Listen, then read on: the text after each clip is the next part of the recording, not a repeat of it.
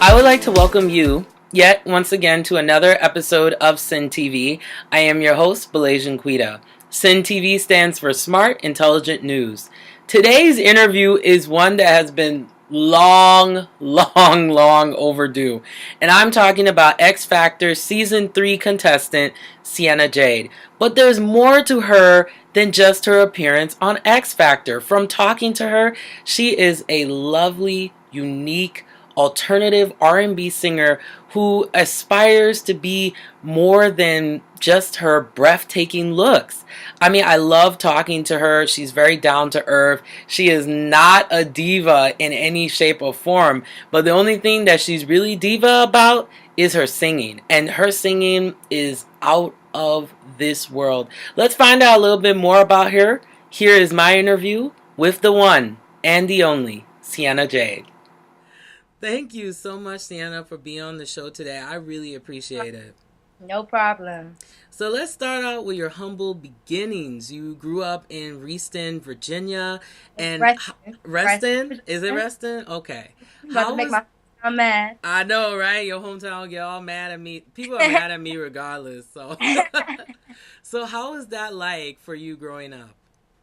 It was good. I mean, I came from a very fortunate situation. I'm biracial. I lived with my mom and my grandma growing up. She's from the UK, some second generation American. But my mom, she was a single mom and she struggled. She's a hairdresser. She now owns her own salon. So, perfect example of somebody who, used the system and worked their ass off to provide for their kid. My father, he wasn't in my life. That was definitely tough. Just deadbeat dad type situation.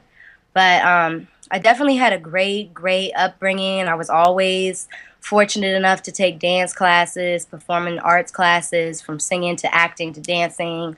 Um, Middle school was kind of a rough spot, and from then on, I went to Duke Ellington and really studied the arts. I went to an arts high school. It's called Duke Ellington in D.C. and studied theater there, and then I moved to New York, and now I'm back in VA. Okay. So, Okay. so Yeah. the VA people not gonna be mad that you left and went back. Hey, I had to. I had to go where there was opportunity. Not that there's not Right. opportunity in the DMV, what we call it, DC, Maryland, Right. Virginia area, but New York is definitely where it's at. But nothing beats home. Okay. Nothing is like home. Right. And you said that you were biracial, and I think often when I look at artists who are of multiple cultures, there always tends to be some kind of controversy. So for example, when Beyonce came out, then everybody wanted to look like Beyonce. And now we have Nicki Minaj and everybody wants to be able to emulate her. So how do you separate yourself? Because I mean, to be honest, you are very talented. Thank you. So, how do you separate yourself from that kind of typecasting system that we have in the entertainment industry? You know what? I've struggled dealing with my racial identity. I mean, I definitely appreciate both cultures. Like I Hmm. said, the Caucasian side of my family is from the UK. So they're not Okay. even, of American culture really. I'm really not too close to my black side, but I grew up in a diverse area. I went to school with black people. I went to a black art school. Um, so I was surrounded by both cultures, and surprisingly, there's a lot of mulatto children in my area, Hmm. but I definitely got the light bright, highlighter, white girl, all that stuff. And it's funny, I have a sense of humor about it, but um, because of my skin color, because I do not look black, I feel like I get treated a little bit differently, and that's been a little bit tough because I'm proud to be a black woman. As far as in the industry goes, I mean, I look like an average girl. I'm curvy. Um, and I've struggled with that. I've had people in the industry tell me, oh, you got to look skinnier, you got to be skinny. So my perception of myself my image has been pretty negative because of what people have put into my head. And I think now that I'm getting older, I'm starting to own the fact that, yeah, I'm a little curvy. So what? Marilyn Monroe was curvy. You know what I'm saying? And Right. that was beautiful. And I'm just kind of coming into my sexuality and, accepting the fact that it's okay to be a female, it's okay to be curvy and not super thin or, with the big booty like Beyonce. Yeah. Um, not a big titty girl. I don't have all that, you know what I'm saying? But I still believe that I'm beautiful and that I'm sexy and I'm still a sexual being. And I'm not ashamed of that. So I hope that, if anything, people in the industry take from me that whatever your own beauty is your own beauty. Own your beauty and be comfortable in that. I'm not trying to be looking like Beyonce or Nicki Minaj. That's not me. You know what I'm saying? Right. And that's why like I appreciate that because like within the last couple of months that's like all I've seen and I've had a chance to listen to your music and then I mean Yeah. you're very unique. You're very very unique and you just I feel please continue doing that. Because I Thank see so many girls like you come in and then they come out and I'm like, "Well, that's not how you came in." You you. know?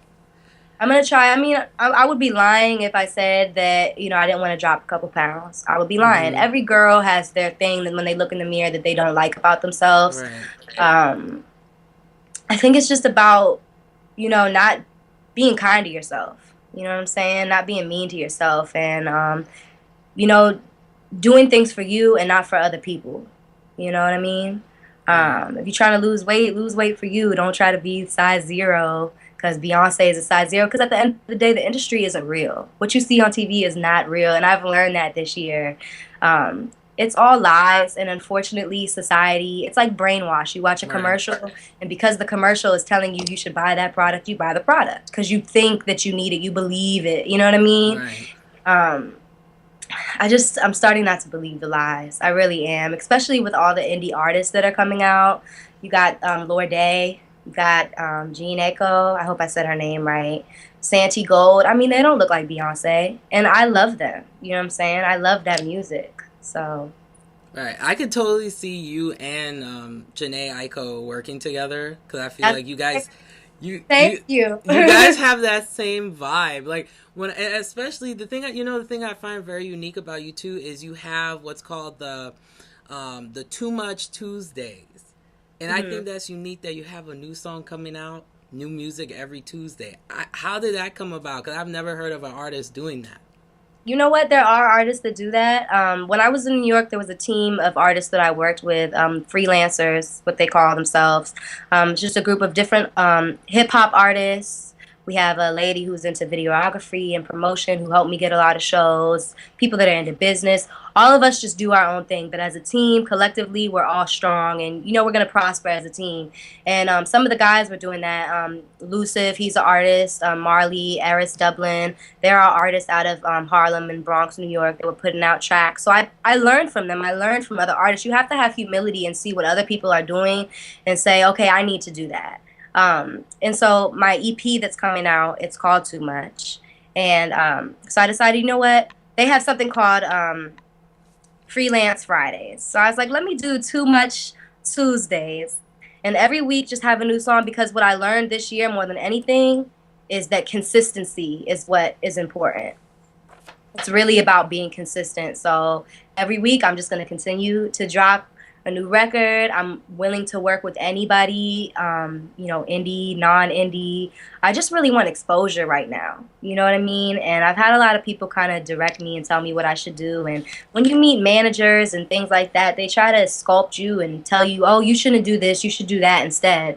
And I've just decided to stay true to what my plan is. And Too Much Tuesdays was part of that. So I hope that people will start paying attention to me and that people will get a sense of who I am and will be able to kind of watch me develop and change, as I'm Right. putting new songs out every week. Right, and you ended up being on the X Factor season 3. So I find that kind of Yeah. interesting because people think that when you're on those type of shows that there's this like guarantee to success.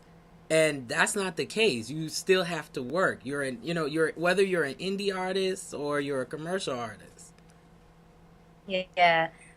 I mean, in terms of X Factor, it was a great experience. It's funny because all my life people have always told me, you should audition for American Idol, The Voice, da da da da da da, and I've always been like, no, no, no, no, no, because Hmm. I want to be controversial. I want to say what the fuck I want to say. I want to cuss. I want to talk about sex. I want to be me. You know what I'm saying? And unfortunately, with a lot of those shows, I feel like they really brand you, and it's a family show. You know what I mean? Right. And I'm not sure if like 9-year-olds should be listening to some of my music. I'm just gonna keep it real. It's not that explicit, but in terms of my sexuality, it might not be appropriate for them. So, anyways, I was persuaded to go and audition for X Factor, and I've auditioned for The Voice a couple times, and I didn't make it. I've gotten a call back. There's just a lot of things that people don't know, and that I Mhm. can't say because of my Right. contract in regards to X Factor. Unfortunately, they didn't show my audition on Hmm. the show, which was really disappointing. I had a great audition. I got all 4 yeses from all the judges. I got great feedback from all of them, and it was such a long process. I mean, you have so many different rounds of auditions that people are not even aware of. You know what I mean? And they flew me out to LA after my live audition in Long Island, New York. Sorry, my dog is like, sit down, Lovey. um, they flew me out to LA, which was so exciting because I've just been dying to go out to LA, and I didn't really get to see it. And that day, we were all there. We were waiting and waiting and waiting all day, thinking we were going to sing again. I had my song ready. I was about to kill it, girl. It really was. I had no doubt in my mind. I mean, I'm humble, but I Mhm. knew I was about to kill this audition. Like my second song, what I was preparing for the audition in LA in front of the judges where they do the cuts and boot camp was 10 times better than the audition that I had where I got my 4 yeses. Like I was set. I was working hard. I came home from New York. I moved from my apartment in New York City. And my lease was up, but I didn't want to stay and renew it because I wanted to believe. I just wanted to have faith. I believe in the law of attraction. I don't know if Mhm. you know what that is, Right. but it's just put the thought out there, then take the actions to attract what it is that you want. So I was like, you know what? I'm not gonna renew this lease. I'm gonna come home and I'm gonna prepare for X Factor because I'm about to be on this damn show. So it was heartbreaking and it was hard, but it was an experience. I met a lot of cool artists that they didn't even show on TV, um, and they did post the interview um, on the YouTube site that they have, their YouTube channel.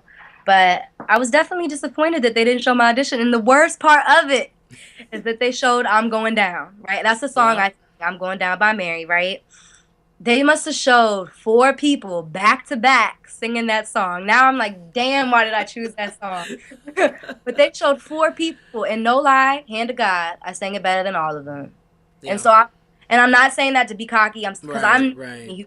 I know I'm not the best singer in the world, but it was definitely a disappointment that I wasn't seen. All I wanted was the exposure. All I wanted Yeah. was for people to watch my video and for me to get a little bit more Twitter followers and this, that, and the third.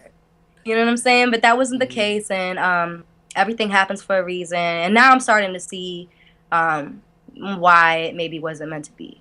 You know what I mean? You just gotta Right. trust in the universe and in God that Right. everything is gonna be okay. But I don't think I'll be auditioning for any more reality shows. But it was a good experience. I'll say that it was a great experience. I think it would be hard for you because you just from hearing you talk, that's not reality TV.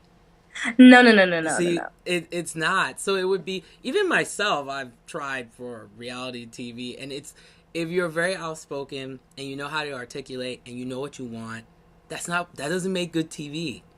It You know, doesn't. it really doesn't. And I mean, I you know, noticed that a lot of people, not no shade to anybody who's on X Factor. I mean, right. um, Riley that's on there, a Mm-hmm. couple of people that are on there. I remember them and they were sweet. They had great personalities, and I didn't really get to hear too many people sing. Rachel Potter, her audition, I believe, was directly before my live audition, Mm-hmm. and I think, if not, it was a girl that looked just like her.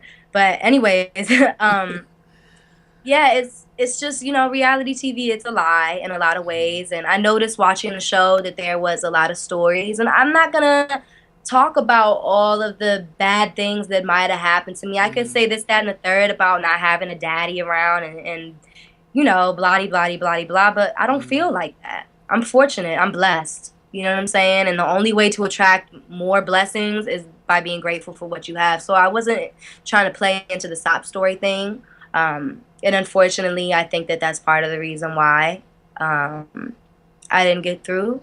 Right. Other than that, I don't know. I should have gotten through. I But think so too. From watching the show, quite frankly, I was just like, I was like, your voice and your style. That's you, but you can't take it personally because at the right. end of the day, it's TV and reality TV. Even though it's reality Yeah. TV, they're still casting a show. Yeah. And at the end of the day, when it comes to casting, and I know this because I studied theater, um, it's about your type. So you can't take it personally because it doesn't mean that you're not talented if you don't get the part. Right. It just means that you weren't the type that they were looking for. You know what Right. I mean? And at the end of the day, it's the producers in charge of the show or any reality TV show, just in general, that are casting for it. You know what I mean? Right. So I wasn't the type, and that's Right. cool. You know? But you're doing very well. I mean, your website. I mean, I hope that you come out with a clothing line because I need to talk about your style. I'm a very style oriented woman myself. So where is your inspiration? How do you determine what pieces work for you versus what doesn't? You know what? It's funny because sometimes I go into stores and I'll see like a cute little dress or something like that, and I'll be like, "Oh, I'm gonna buy this. It's cute," knowing that it's not gonna look right on my body. And then I take it home and it just sits in my closet. And when it's time to go out to the club or, you know, wherever, I'll try it on and I'm like, you know what? I look horrible in this. And then it's just horrible. You know how girls are when you're getting ready. Right. But I've just been thinking lately, why do I waste my money on stuff that does not look right on me? You know what I mean? But definitely my fashion sense comes from my mother. She's a beautician. Okay.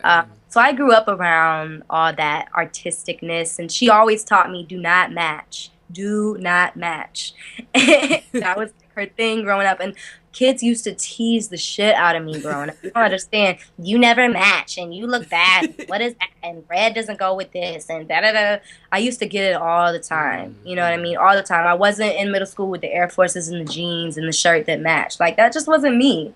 And it was definitely really hard. People used to make fun of my hair and just, you know, all that type of stuff. But I guess I've just kind of moved past it now. I wear what I want to wear.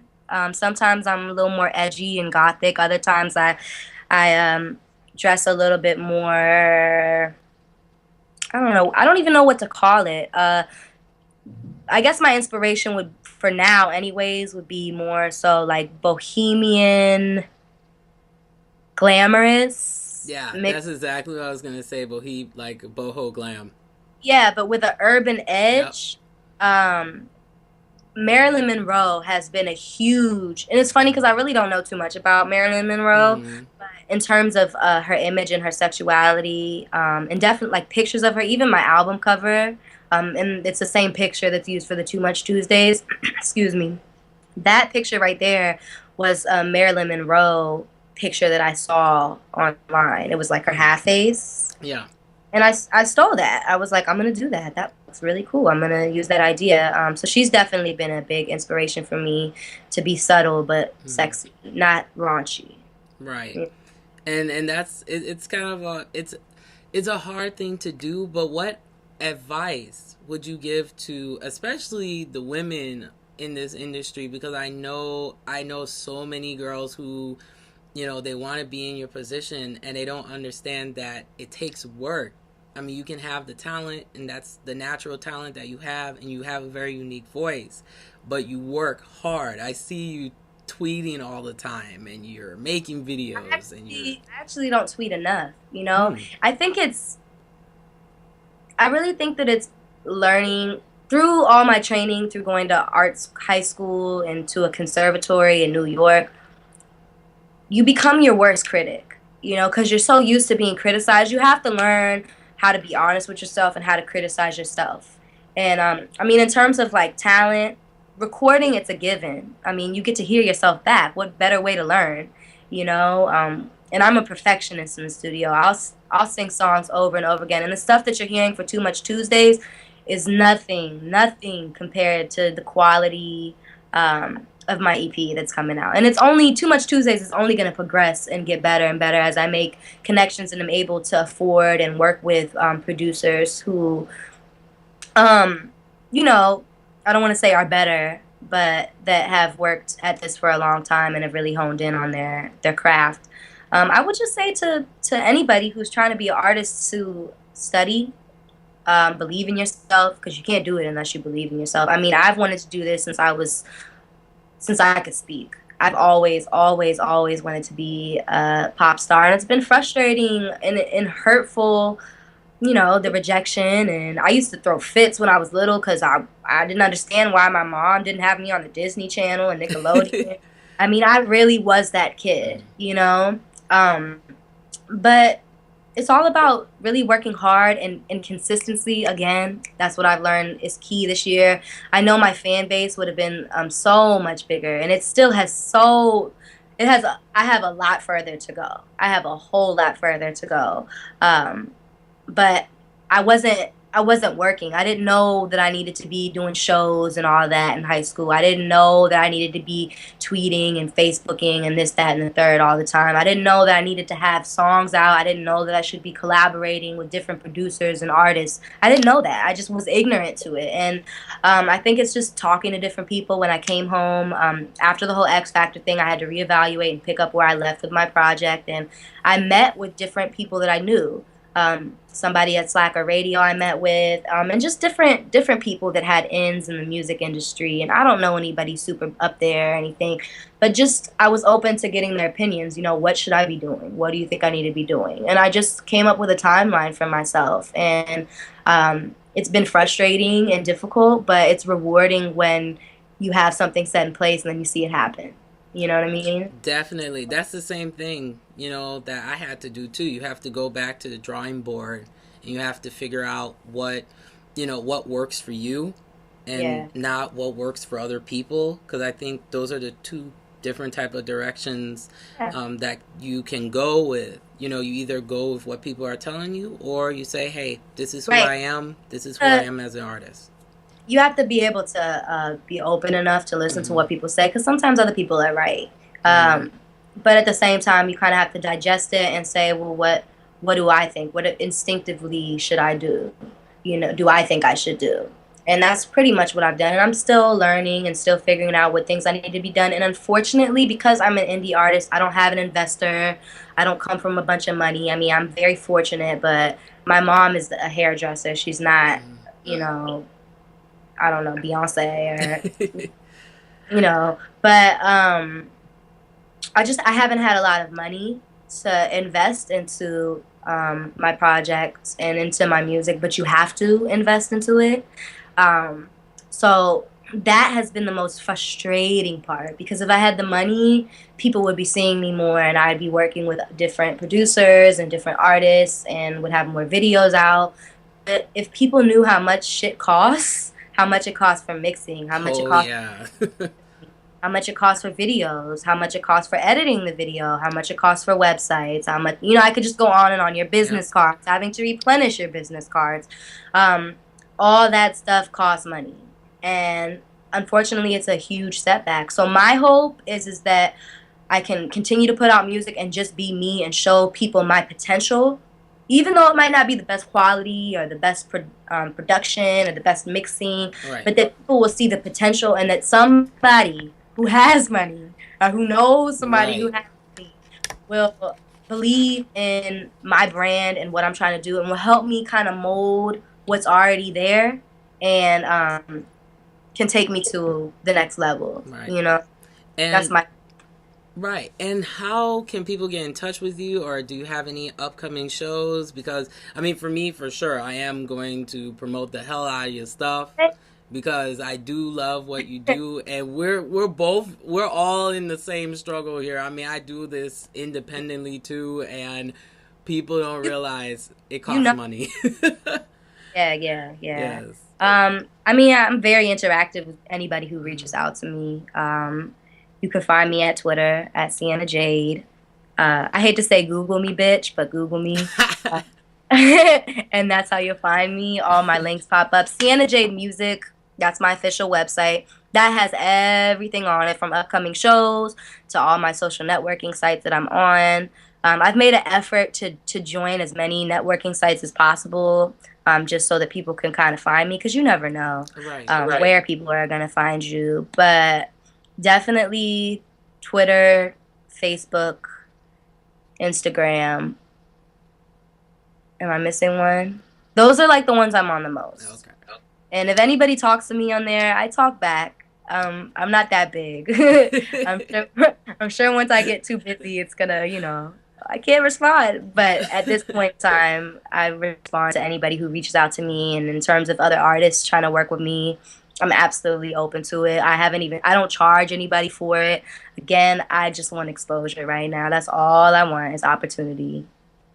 And the way that you work and the way that your talent is, you will get there.